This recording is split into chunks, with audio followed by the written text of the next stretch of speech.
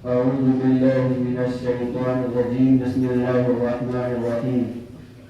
سبحان الذي أسرى بعبده ليلا من المسجد الحرام إلى المسجد الأقصى الذي باركنا حوله لنريه من آياتنا إنه هو السميع البصير. صدق الله العظيم. وقال النبي صلى الله عليه وسلم: رأيت ربي عز وجل بعيني بصري. وفي رواية قال ابن عباس رضي الله تعالى عنه: سئل رسول الله صلى الله عليه وسلم عن رؤية ربه، فقال النبي صلى الله عليه وسلم: هو نوراني أراه، أو كما قال عليه الصلاة والسلام.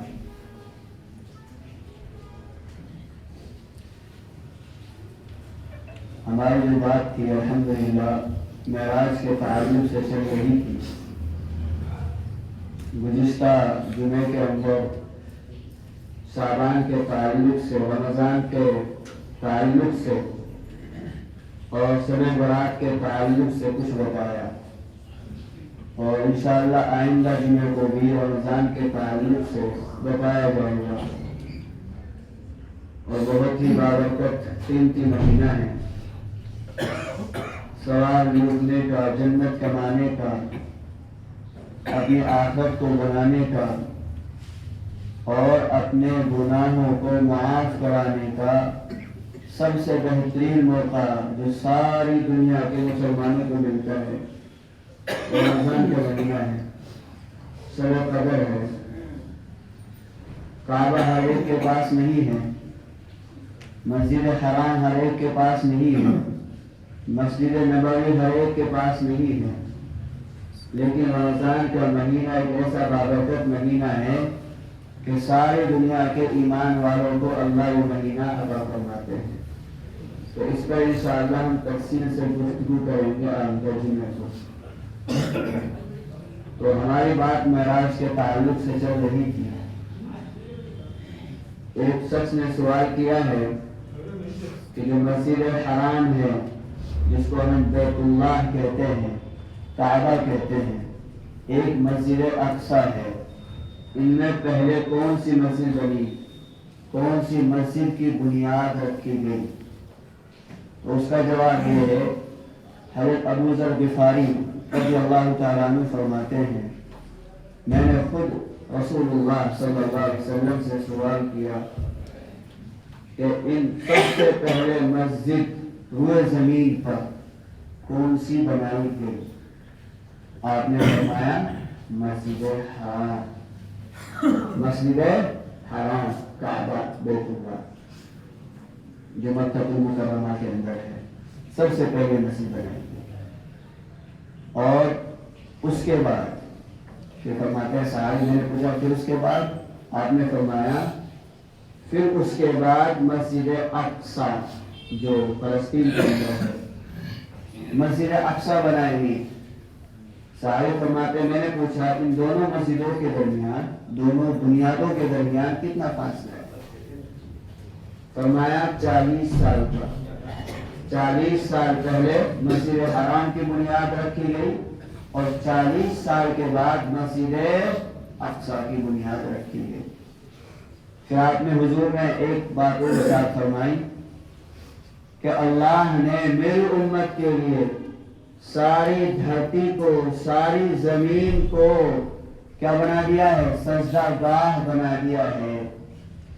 نماز پڑھنے کی اجازت دے دی ہے کہ جہاں وقت ہو جائے حضور کا امتی جہاں وقت پالے نماز کا وہاں نماز پڑھ لے. مسجد ہو تو بہتر، مسجد نہ ہو تو نماز کو پڑھے، نماز نہ چھوڑے. اللہ نے اس امت کے لیے اتنی وسعت دی ہے، آسائش دی ہے، راحت کہ جہاں نماز کا ٹائم ہو جائے اگر مسجد نہیں ہے تو فوراً نماز پڑھ لے. امام تفسیر مجاہد رحمۃ اللہ علیہ فرماتے ہیں جہاں مسجد حرام ہے بیت اللہ، اس کی جو زمین ہے اللہ نے ساری دنیا کی زمین سے 2000 سال پہلے اس زمین کو بنایا ہے.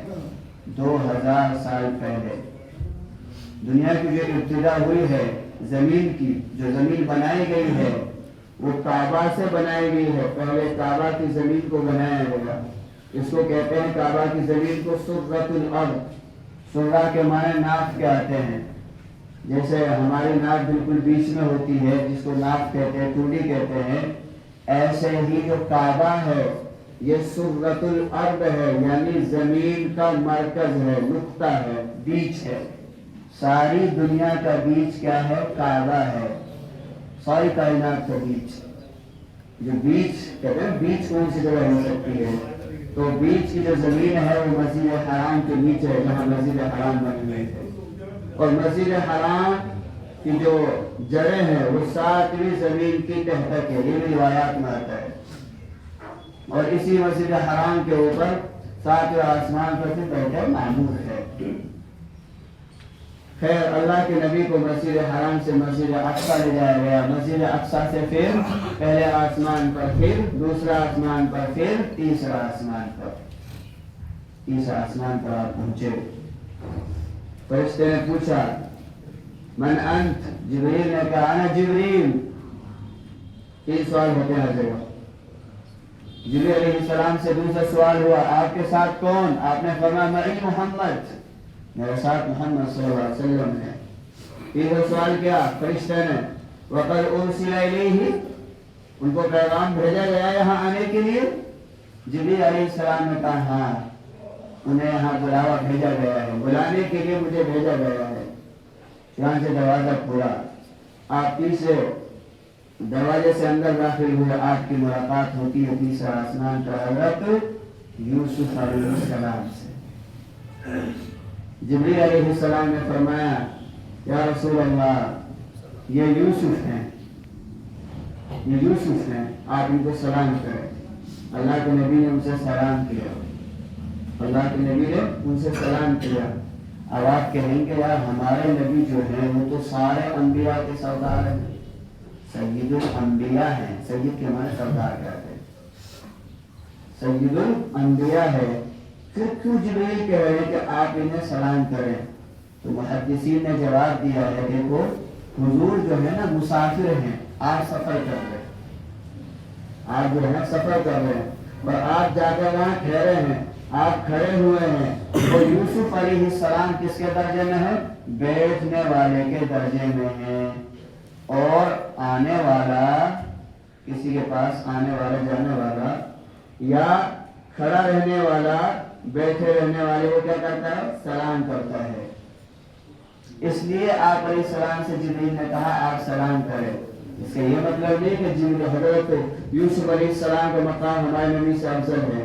یہ ہر آسمان پر ہوا. 7واں آسمان پر جبریل علیہ السلام نے آپ سے کہا یہ فلاں نبی ہے، آپ اسے سلام کریں.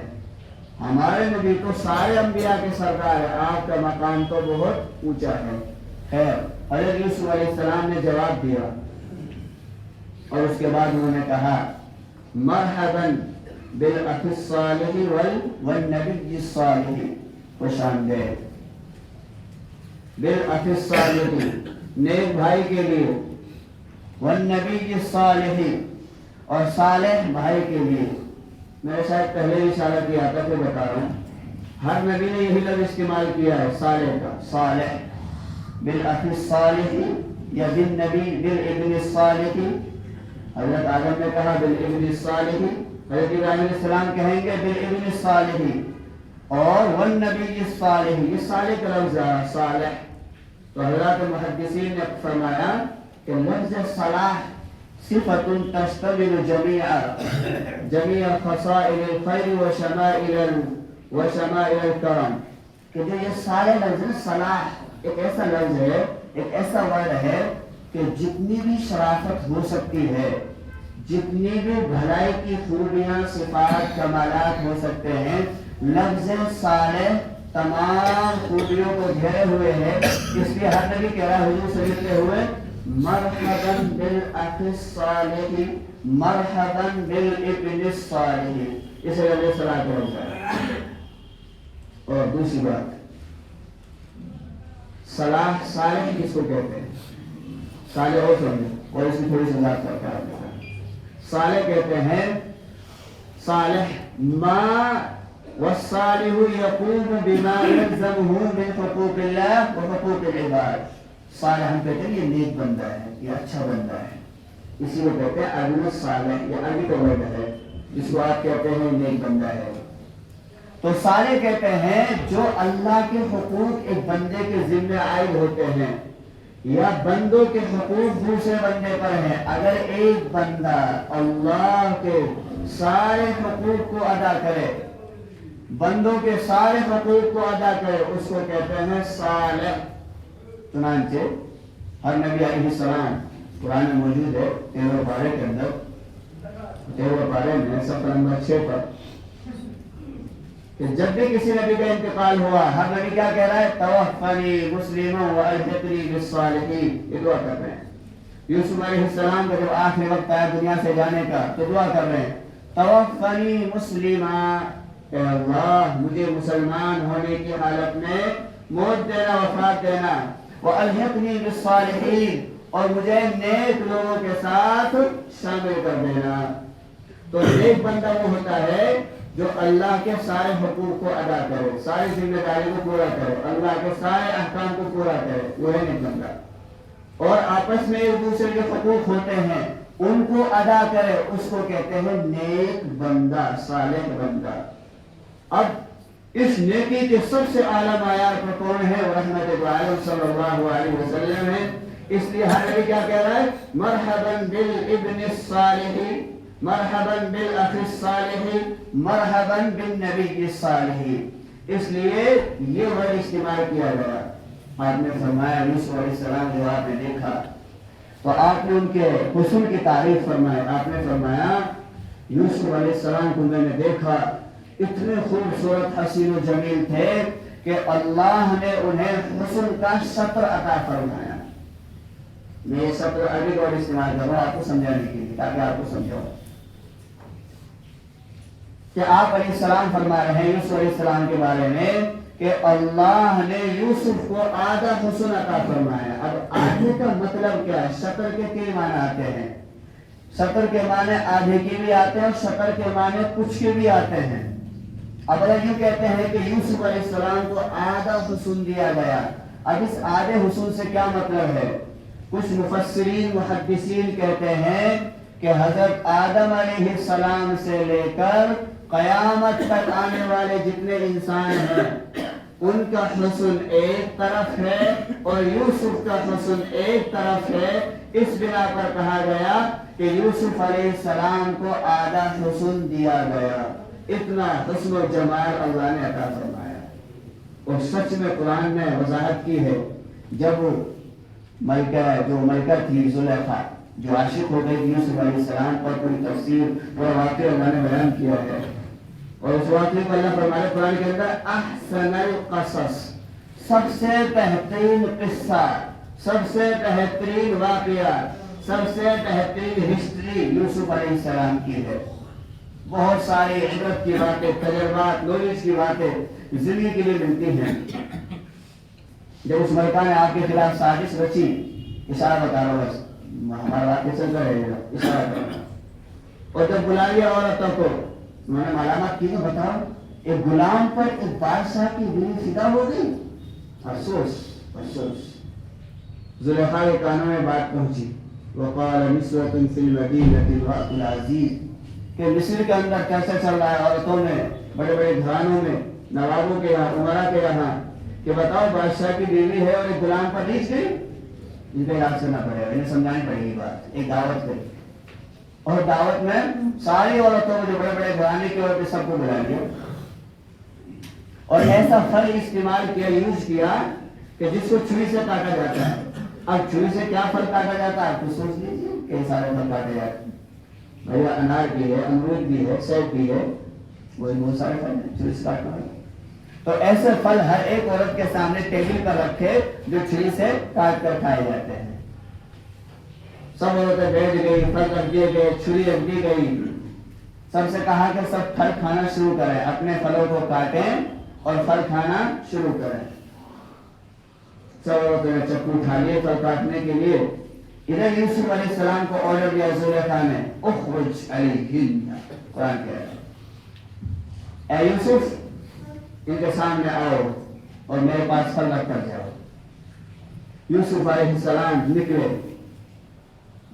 ज़ुलेखा ने इशारा कर दिया, यही है वो जिसके बारे में तुम मुझे कहना कशी कर रही थी, यही है वो। सारी औरतों की निगाहें यूसुफ अलैहिस्सलाम की तरफ जम गई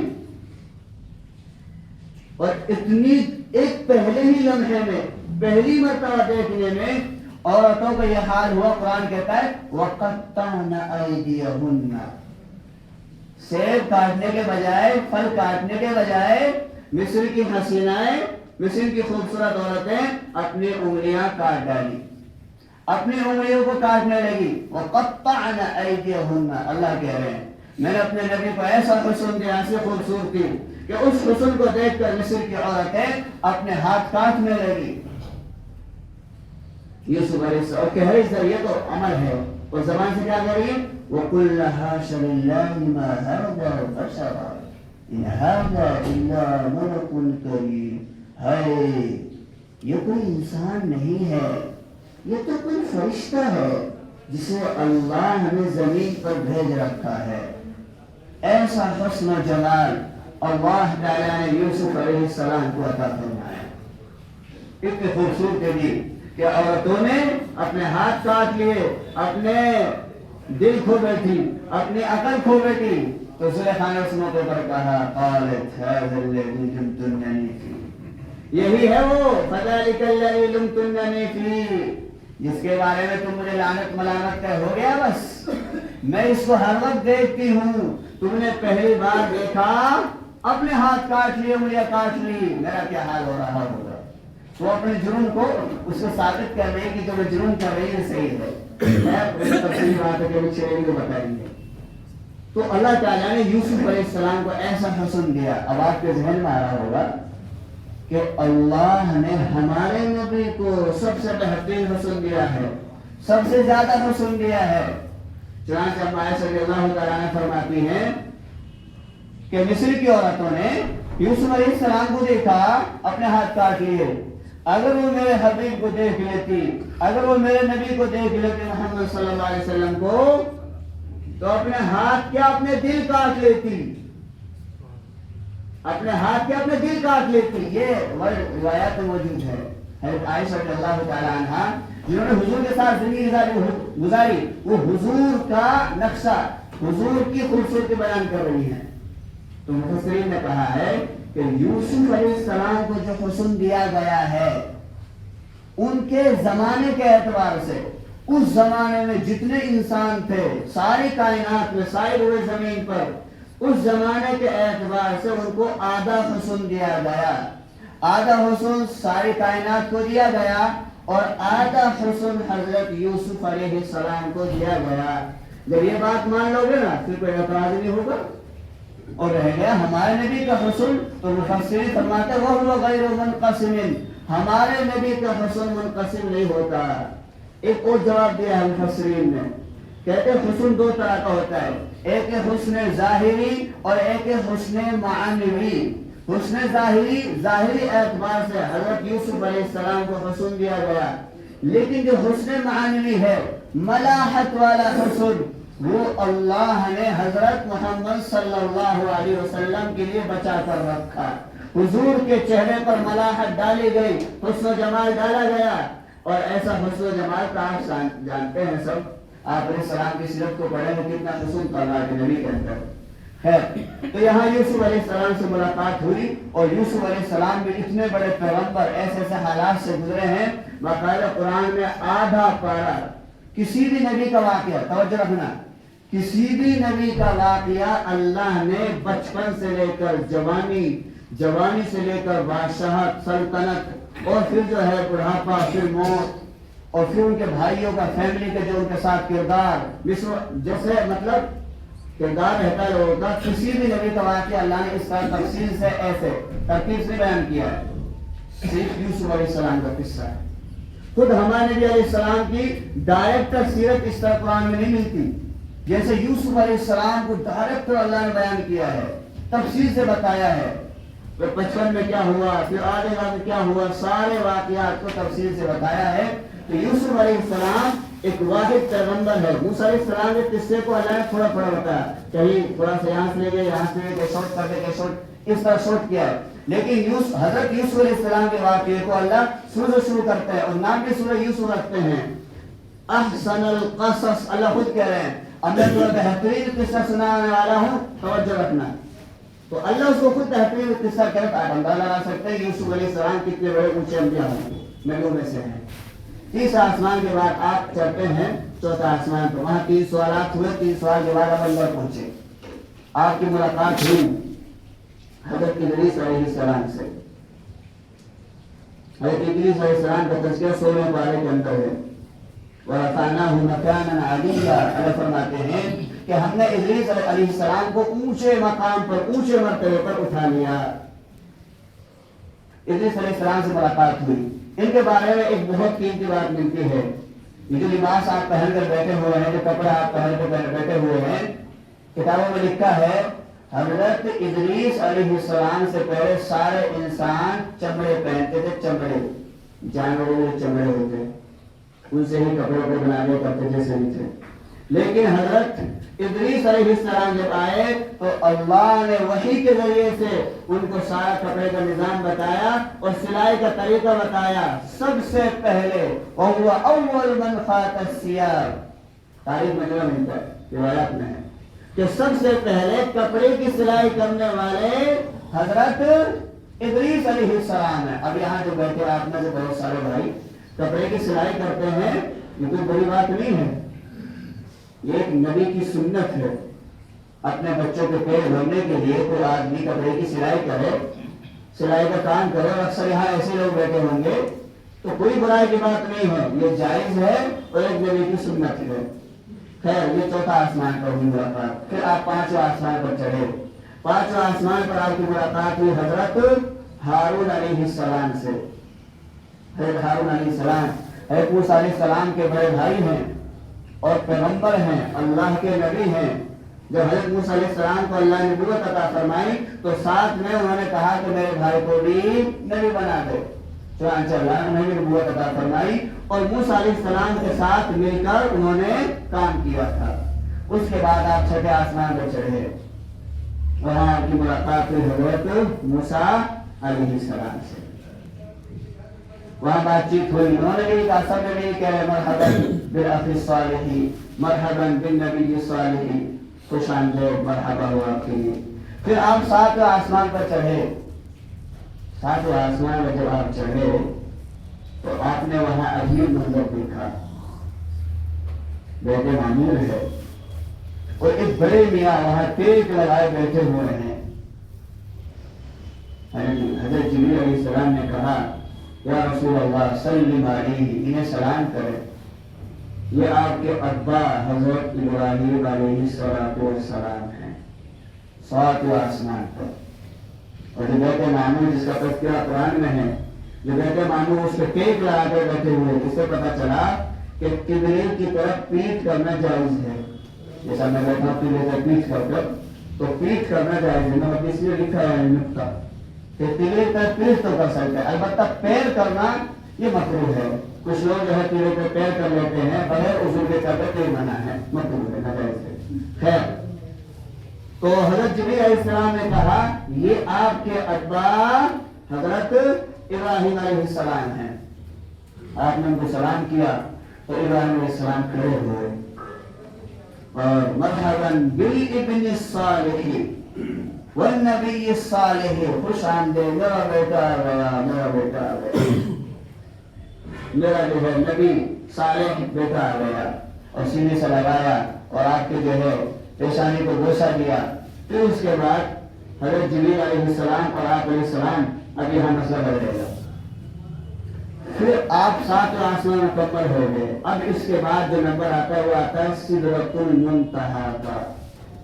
اب اللہ نے اپنے نبی کو اس دھرتی سے کتنے اوپر پہنچا دیا؟ 7ویں آسمان پر. وہاں جا کر جو سدرۃ المنتہا ہے، پھر آپ وہاں چڑھے سدرۃ المنتہا پر جبریل علیہ السلام کے ساتھ. سدرۃ المنتہا کیا ہے؟ سدرہ کے معنی بیری کا درخت، منتہا رکنے کی جگہ. انسانوں کے جو اعمال ہوتے ہیں جہاں سے جو جاتے ہیں وہاں سے جاتے ہیں، اور اوپر سے جو اعمال نامے اترتے ہیں وہاں آ کر رک جاتے ہیں. روحیں جو ہوتی ہے یہاں سے چڑھتی ہے وہاں جا کر رک جاتی ہے. منتہا سدرۃ المنتہا بہت بڑا درخت ہے، روایات میں ہے، کتابوں میں ہے، حدیثوں میں ہے. اس کی جو جڑ ہے سدرۃ المنتہا کی وہ 6 آسمان پر ہے. اور پھر وہ درخت اتنا بڑا ہے کہ 7ویں آسمان پر اس کا جو تنا ہے اور پھر اس کا جو ایسے پھیلے ہوئے پتے ہیں، 7ویں آسمان سے اوپر جو کرسی ہے، کرسی تک اس کی شاخیں گئی ہوئی ہیں سدرۃ المنتہا کی.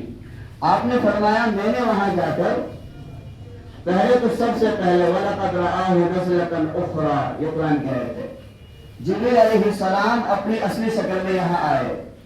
آپ نے فرمایا میں جبریل کو دیکھا کہ ان کے 600 بازو ہیں. 600 ایک بازو نہیں ہے، 100 نہیں، بلکہ فرمایا 600 بازو ہیں. جبریل علیہ السلام کو ان کی اصلی شکل میں اللہ کے نبی روایات میں 2 بار دیکھا.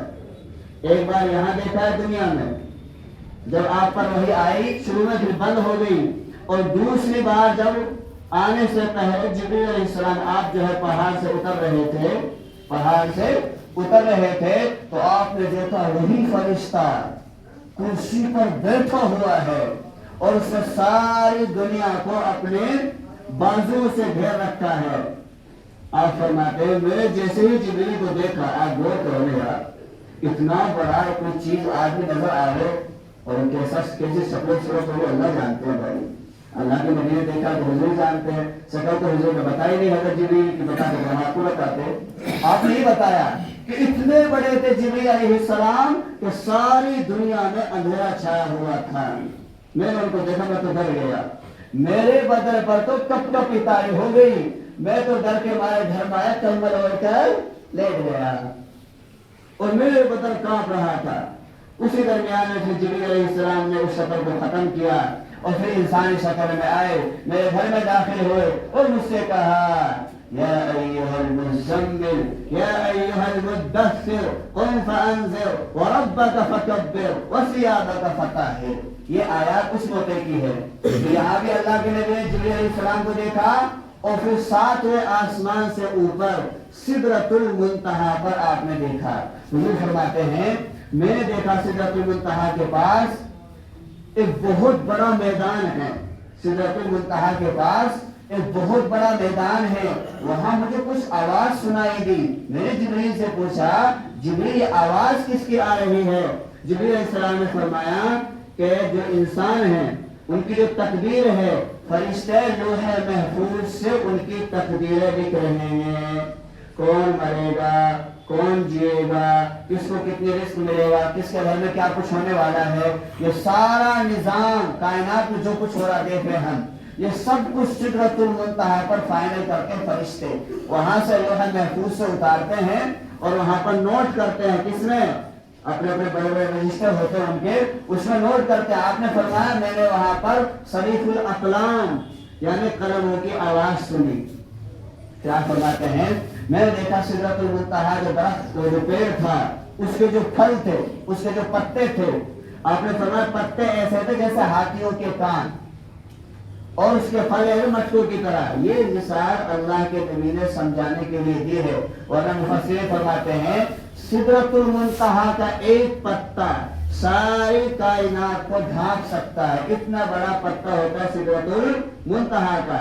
لیکن ہمارے عقل میں یہ بات آنے والی ہے کہ حضور نے سمجھانے کے لیے کہا کہ ہاتھی کے کان کی طرح تھے، جیسے ہاتھی کے کان ہوتے بڑے بڑے ایسے پتے، اور اس کے جو پھل ہیں وہ مٹکوں کی طرح ہیں، پھل بھی بہت بڑے بڑے. آپ فرماتے ہیں میں نے دیکھا کہ سدرۃ المنتہا پر سونے کے پروانے گر رہے ہیں اور انوارات اور تجلیات عجیب و غریب قسم کے رنگ برنگ کی چیزیں میں نے وہاں پر دیکھی. اب یہ رنگ برنگ کیا ہے؟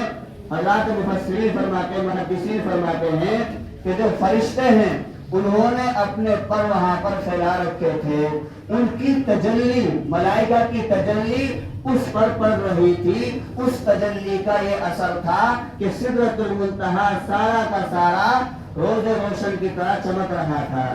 یہ سدرۃ المنتہا ہے۔ اس کے بعد آپ فرماتے ہیں کہ سدرۃ المنتہا پر ہمارے جو ہے 1:21 ہو گئی۔ ہمارا جمعہ جو ہے انشاءاللہ 25 کا کھڑا ہوگا آج، چونکہ پچھلی مرتبہ سے ہوا ہے۔ ادھر والے بیچارے مائک اوپر کھول دیتے ہیں، اوپر کے مائک، اس سے جو ہے یہاں کے ہمارے نمازی ہوتے ہیں تو ڈسٹرب ہوتی ہے۔ ابھی وہ سمجھ اللہ علیہ ہمیں کہہ رہے ہیں ہمارے مطلب ماشاءاللہ اتنے توجہ والے ہیں، وہ بھی رہ جاتے ہیں۔ تو اس لیے جو ہے انشاءاللہ 25 نماز کریں ہوگی، تو آپ کو بات نہیں سنت نہیں کریں، سنت پڑے گی، جو بات رہے گی انشاءاللہ بتائیں گے۔ اللہ کرنے کی توفیق عطا فرمائے۔